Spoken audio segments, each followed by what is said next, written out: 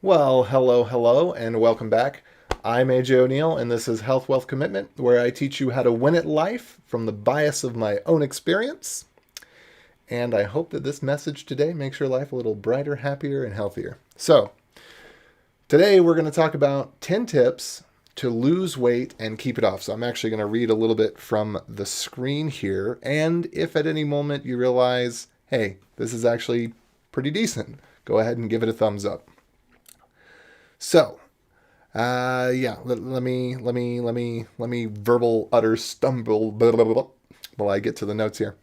So, first off, I would not recommend that you do anything to lose weight that you are not willing and able and wanting to make a lifelong habit. And the reason for this is most likely you have not gained weight by making temporary choices. You've gained weight by making long-term choices. And so the choices that are going to reverse that are going to be long-term choices. They don't necessarily need to be hard, but they do need to be long-term. So let's go into this a little bit more. You probably have gained weight one of three ways. So the first way is I'm starting with the most terrible and the least likely, which is that you were born into a home where your parents just overfed you ridiculously, and your whole life you have never known not eating well. Number two is that your body changed. Could be that you got a disease or some sort of genetic defect manifested, but most likely it's that you turned 25 and your body went out of growth mode and into maintenance mode, and it's using all of those calories different now, and eating a whole pizza just doesn't metabolize the way it used to. And number three, and most likely, almost certainly, is that you've changed your habits. Even if you just went through the 25 thing and started gaining weight that way, you did change habits. Before, you were eating the amount that filled you and that satisfied you, and then you maybe kept the habit of eating the same amount, but you lost the habit of eating what satisfied you. So even in that case, it's a change of habits. And I absolutely do not believe in this myth that you have some sort of genetic disability and therefore you can't lose weight. Weight is a matter of science. Foods have calories, and if you put too many calories into your body stores them. And if you don't put enough calories into your body to maintain your weight, I use should here loosely because you're either putting in more than will maintain your weight or less than will maintain your weight or exactly what maintains your weight, right? And there is no you can eat less and still gain weight. That's not real. So I've said before that I don't recommend diet or exercise as a matter of changing weight. And the reason for that is that you are probably not going to do those in a lifelong fashion, or you're not going to see a quick enough return on them. And so the effort is too high, the return is too low. It doesn't make a lot of sense. So for diet, no, I don't recommend that you substitute bananas for ice cream, or I think it's the other way around. You don't go on a food vacation that you're going to come back to. But one thing I would say about diets that I think is good is you can experiment. And you can learn maybe some different foods that you didn't realize you liked, or different ways of eating that you didn't realize you liked. And those can become lifelong habits. But the diet itself is not what's going to cause you any goodness. The exercise, it's just you lose weight very slowly. You don't burn hardly any calories when you exercise. You burn slightly more than you do when you're sitting at your desk. And I think you just need a better reason to exercise than losing weight. But by all means, I agree that changing your diet is good, exercising is good. So that said, let's get into the 10 tips. So tip number one is you got to find your why. Why is it that you want to lose weight? And this can be super vain. I want to be prettier. I want to be perceived by others as more attractive. I want to look more powerful. Whatever. I don't care. Nobody, pick any reason you want, but figure out what it is that's your why. For me, it was I'm actually getting sick. I'm feeling tingles in my fingers and my toes, and I am just overall, I lead such a sedentary lifestyle that it's not going well for me. This is not working out. And that I kind of hit rock bottom in a way where I was sick 2 or 3 months in a row, I caught a cold or a flu or something, and I was like, okay, I know that some stuff needs to change here. But it wasn't just my weight, it was holistic. So, number two is, in order to get started at all, I believe that you will need an anchor point. And what I mean by anchor point is something in your life that is a constant that you can build off of. And for a lot of us that are struggling with health problems, it's because we have poor self-control and bad routines. And so it's kind of hard to find that anchor point. But what I want you to do is to find something that is an anchor point for you. For example, you do get out of bed every day, right? I mean, there's maybe I don't believe anyone who is watching this or ever will watch this is in a condition where you're not getting out of bed every day. You do eat breakfast every day.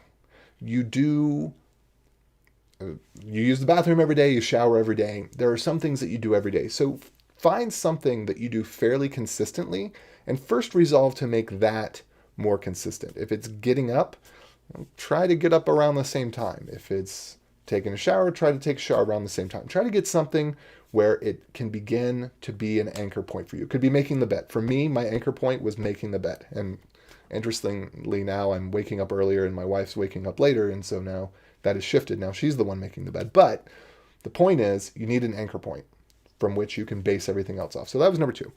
Number three is, this is maybe a little hard to do, but drink a liter or a quart, that's the same thing, of water when you wake up, before you do anything else. When you wake up, drink a liter or a quart of water. Now, this can be really hard if you don't like water. I didn't like the taste of water. Don't drink sewage water. Get water that is, say, spring water. When you go to the store and you buy bottled water, usually it's sewage water. It'll say right on the packaging, bottled at the city facility in Cincinnati, Ohio. That's sewage water. That's not going to taste good. It's got probably chlorine in it. Maybe they filtered most of that out, but it is recycled poop. So you really find some water. If you don't have well water at home, get a Brita filter, or there's another filter that I'm using that some people really like the taste of. It's a little too strong for me, so I've mixed between the two. Those add in minerals like calcium and selenium and magnesium, etc. So it gives it that spring water taste, because spring water gets those minerals from the rocks, and that's why it tastes good. But you want to get some water, and maybe a liter is too much for you. You just can't stomach it. Oh, okay, do 2 cups. But drink water. Drink water the first thing that you could do. Get your body full of lots of water. And I do recommend that you do about a liter, but your body may, whatever works for your body. And part of that, number 3 still, is keep water everywhere. Keep a water bottle at work. Keep a water bottle at the home office. Keep a water bottle by your bedside. Keep a water bottle so that you always have access to good water that you're willing to drink. Number 4 is to limit the hours that you eat every day. And this is something where you can start small. The pop culture name for this right now that everybody's talking about is intermittent fasting. That is just, you limit the hours that you eat. So say you get up at 6 every morning, maybe don't eat until you leave for work. Don't eat until right at 8. Don't eat right at 6. If you go to bed at midnight, don't eat at midnight. Decide a time. Maybe you have dinner usually around 6. Well, have your dinner and your dessert or whatever you're going to nibble on. Have it before the end of 8. Pick a time frame. It doesn't really matter too much what it is, because you can always adjust this. It's just establishing a lifelong habit of, you're going to pick a time frame, a window in which you're going to eat, and you're not going to eat outside of that window. So you can start small, but just get to a point where you are limiting the number of hours that you eat during the day. Okay, number 5, and this one you're not going to believe me on, eat foods that are high in fat and protein. Fat doesn't cause fat. Sugar causes fat. You want to lose weight? Ditch the 70 calorie Yoplait yogurt and have some nuts instead. You will feel more full. Your body responds well to foods that are high in fat and protein. And you do want some sugar in there too, because it makes stuff taste good, and it's good for you. But if you eat foods, I got something in my eye. Hold on just one second. A little bit of dust fell in there. If you eat foods that are high in fat and protein, you will feel more full. You will feel less like you need to eat.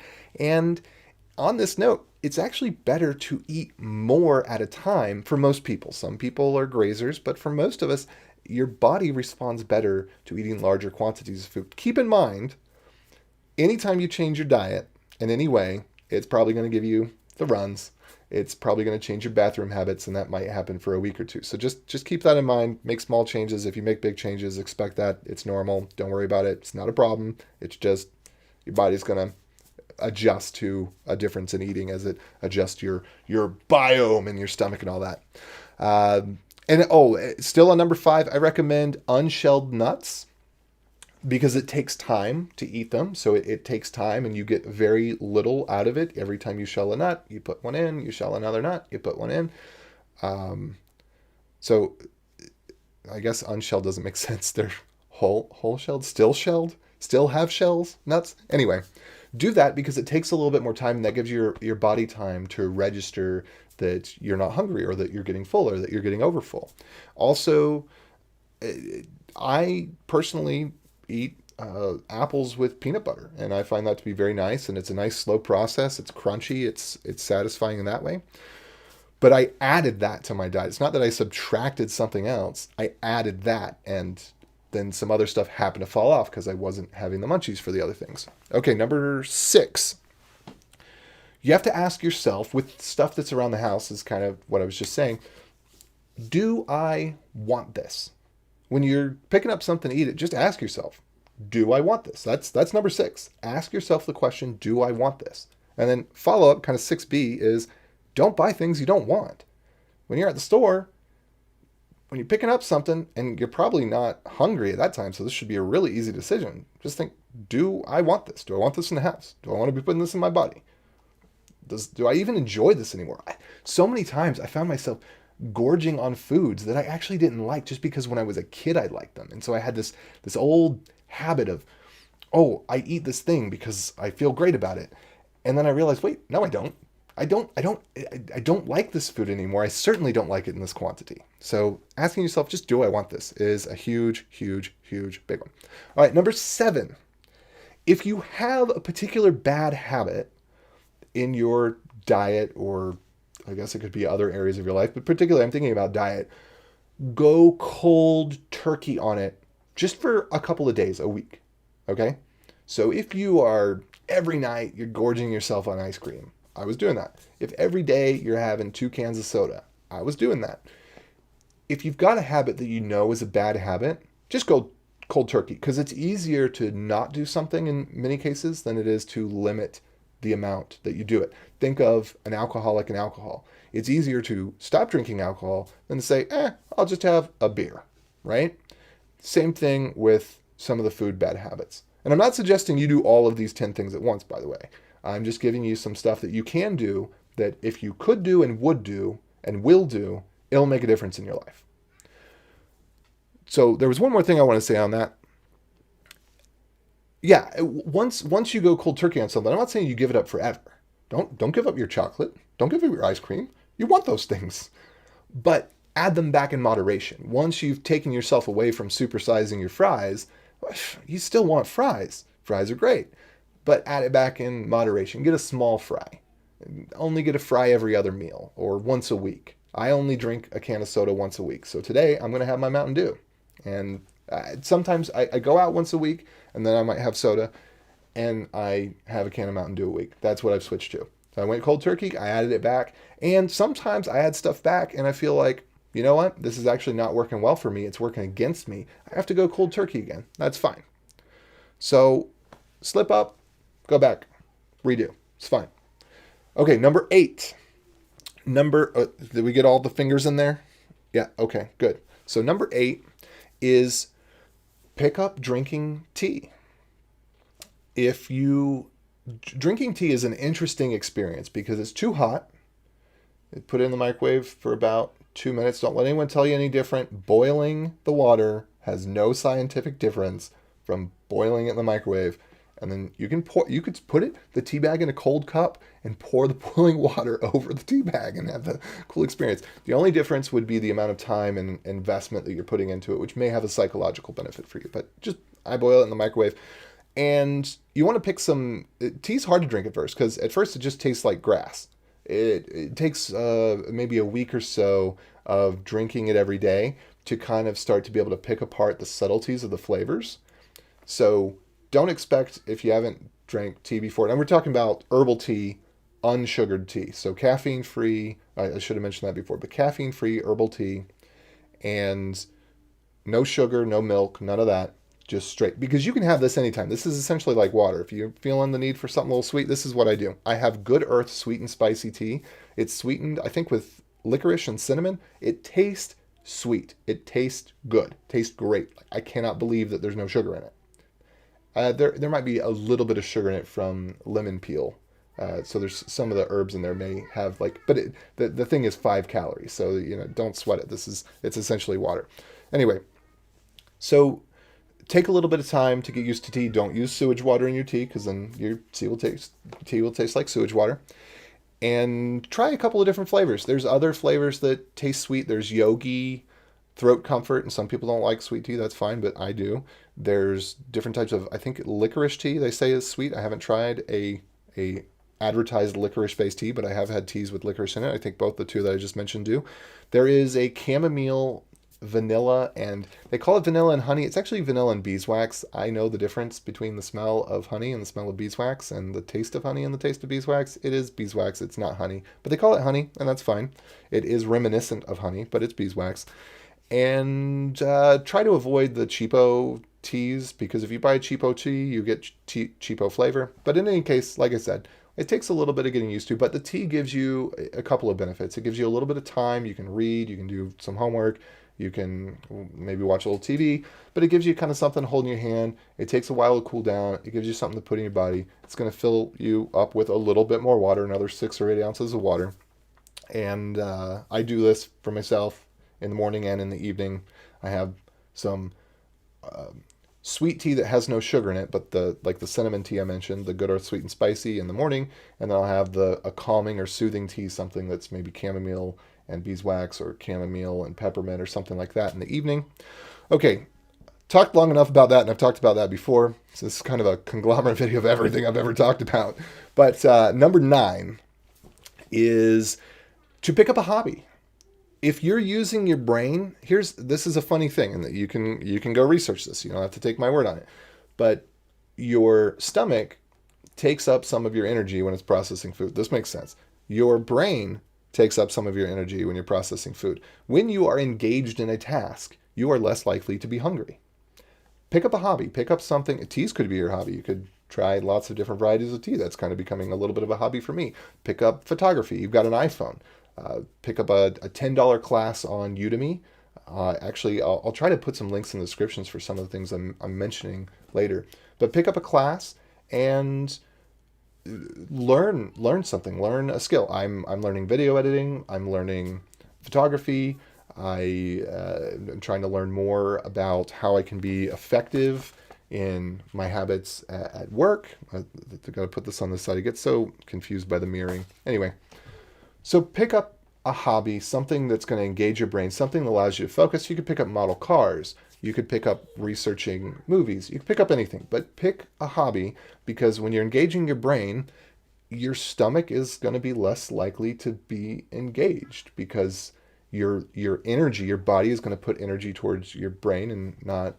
I don't know. It's a weird thing, but it seems I feel I don't have the solid. I can't prove this. But anecdotally, it seems to be the case, and I've read a little bit of research that seems to suggest this is true. So pick up a hobby, have more things that you're spending your time on, so you're not just idling and getting hungry. And then number 10, this is my big ask. This is my big ask for you, is going contrary to everything that I said the other day.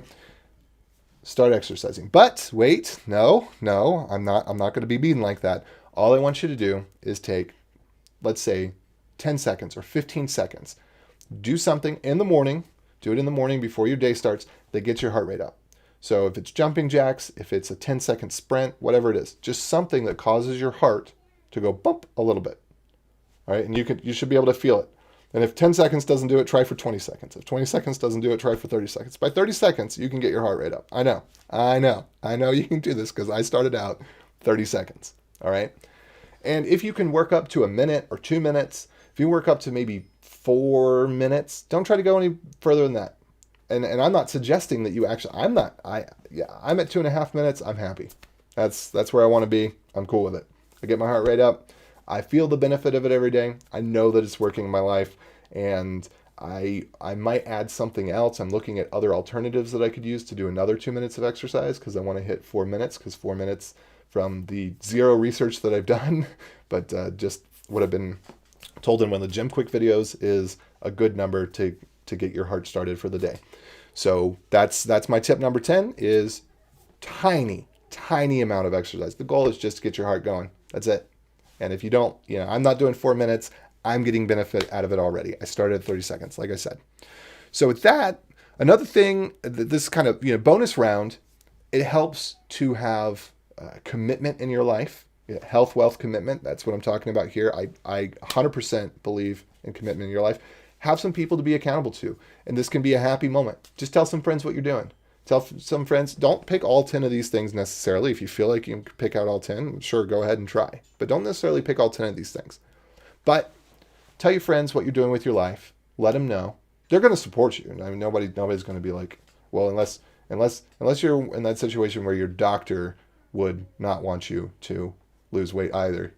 Your friends are going to be supportive and happy and whatnot.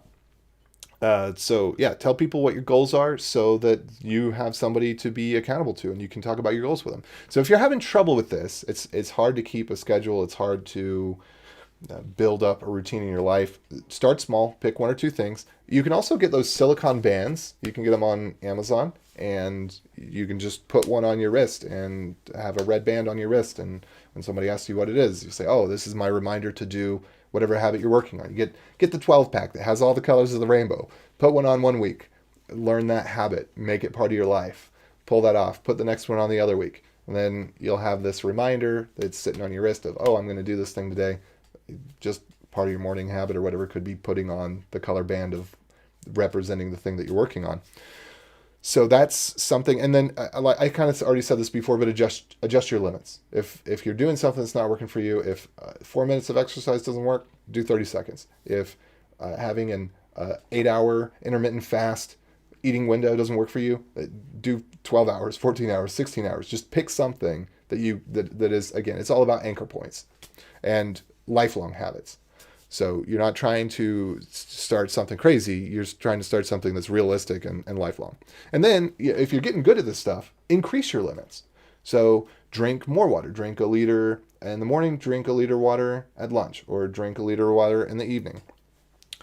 Limit your eating hours further. If you're down to 14 hours, try to get down. I think the ideal is somewhere in the 8 to 10 hour range from what I understand. That's what your goal, but don't try to go for that at once if that's not you.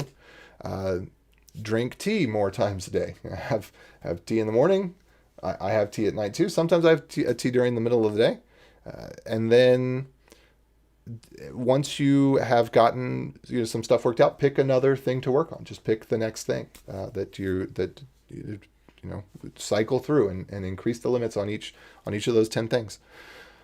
So I did want to tell you also kind of my story. I've mentioned most of this already. I'm not actually going to tell you the story, but more just kind of what I'm doing on a daily basis. And there's actually one thing I forgot on the list here, but I'll just add it in verbally. So I'm waking up and drinking water. I'm exercising for about 2.5 minutes.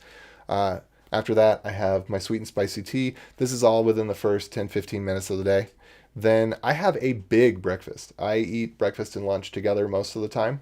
So I have a nice big breakfast, and then I graze a little bit on fruits and nuts. And I'm not hungry through once. Basically, I eat from about 9 to 11 or 12 with staged out with I have my morning breakfast. I try to do something that's a little bit higher in protein, like eggs. And then maybe I'll have a sandwich, and then I'll have some fruits and nuts. And I just kind of graze for a little bit on the fruits and nuts for a half an hour, whatever, just eating a little tiny bit at a time. And that's it. That's my eating period. I also, at some point in the day, I'll have maybe a little bit of dark chocolate just because I like it. And it's a little treat that I have for myself. And it's not really, that high of calories or anything. So I'll have just a little square or two, a little, like square like that of chocolate. I eat a smaller dinner nowadays. So I used to eat a really big dinner. Dinner was my big meal. I've moved to breakfast being my big meal and dinner being smaller. And again, with all these things, you can't implement them all at once. Your body's got to adjust. Otherwise, you're going to have intense hunger and you just won't like it. But it's slow. It's over time. And it's working out for me. And I'll have a small dessert. I try not to have a dessert every night. Unless it's just like a bite of something, like a 3 M&Ms or a bite of a piece of cake that we're trying to get rid of in the fridge. But I will have a small dessert, just very, very small. And then once a week, I'll have a nice dessert. Once a week, I don't worry anything about what I eat. I just pig out and enjoy it. But I don't let that creep. Because one of the things with cheat days that's really, and that's not even the right term because this is lifestyle change, not a diet. But one of the things about letting loose is if you say, oh, well, I'm going to a friend's house on Wednesday, so I'm going to let loose. And then, well, Saturday's the normal day I'm going to let loose. I'm not giving that up. I'm going to let loose. And then you start to let loose every day and it's not going to work for you. So just be careful about that kind of thing. Anyway, during the day, some days I use an under-desk walking treadmill. And that's going well for me. I don't use it a whole ton, but I'll walk for a couple hours on it once or twice a week. And I'm enjoying that. And then I have some chamomile tea many nights before I go to sleep.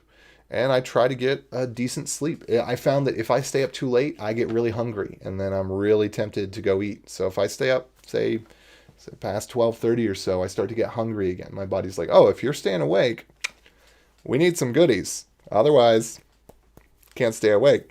So hunger pain. Anyway, that's what I'm personally doing. Like I said before, I've lost about 15 pounds recently. I contribute it to a lot of these changes that I'm personally making. So I have 100% confidence that if a guy like me, I'm 6'5", so the weight, you don't notice it as much, but I was up over 265 pounds and that's not healthy. And you might be much more than that, and that's fine. But lifestyle changes are what are going to help you lose weight and keep it off. So it's not about what food do you subtract from your life. It's about what food and habits do you add to your life so that it just kind of naturally pushes some of the other stuff out of the way. So I know this was a long one. I hope that it was a good one. And I hope that this is really a great benefit in your life. I really, truly, honestly do. I spent a little bit more time preparing this because I thought this is something that really is important that I know a lot of people struggle with, that I was struggling with. I would have loved to have heard this from someone. And if you're feeling that way, please give it a thumbs up. You can check the link in the description. You can also subscribe, either follow me on Facebook or subscribe on YouTube if you'd like. This Health Wealth Commitment channel is my morning shower thoughts. Not all of them are this good, but all of them are morning shower thoughts. Well, there was an evening shower thought as well. And thank you. Now I got to do my spiel. I'm learning to do the afterward spiel with the call to action. So, since you were such a great listener, this is my spiel. I got it written down. But I'm sincere about it. But I'm trying to do the call to action to help grow the channel and get people to share and stuff like that, because there's good stuff here. And so I want that to happen. But since you've been such a great listener and I've been doing all the talking, I want to thank you and now turn the time over to you to be the one who gives your thoughts. So what are your thoughts on this? What has worked for you? What are the things that you think you might like to change or you might like some clarification on or some encouragement? Please go ahead and leave a comment. And if you've got other of life's trials that you've overcome and you found unique ways, consider joining the Facebook group. Leave a comment. I want to hear about it. It might be something I want to implement in my life. Other people want to hear about it as well, I'm sure. So leave your thoughts and comments below, subscribe and all that good business. And my other channel is Beyond Code Bootcamp. It is on, well, actually I have 2 other channels, but there's Livestream, which is just everything agglomerated together. And then there's Beyond Code Bootcamp, which is where I teach programming. So if you're thinking about increasing your income, you're thinking about making a change of lifestyle in terms of your career choices, check that out. Might be something you're interested in. and I will do the best I can to help you there, learn pragmatic fundamentals. Or if you already are a programmer, it might be a good idea, if you're kind of stuck in that juniorish role, it might be a good idea to go review some of those fundamentals so that you learn some stuff you might have missed in college or in boot camp or whatever. With that, you have the best morning ever. Adios.